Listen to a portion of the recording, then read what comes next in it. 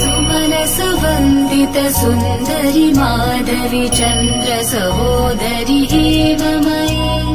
मुनिगणमण्डित मोक्षप्रदायनि मञ्जुलभाषिणि वेदनुते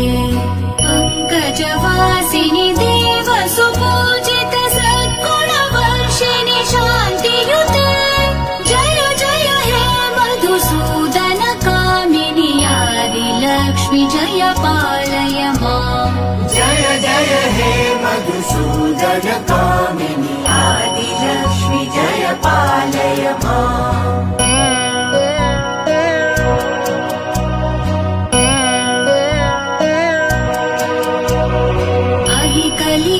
कलिकल्मषनाशिनि कामिनि वैदिकरूपिणि वेदमये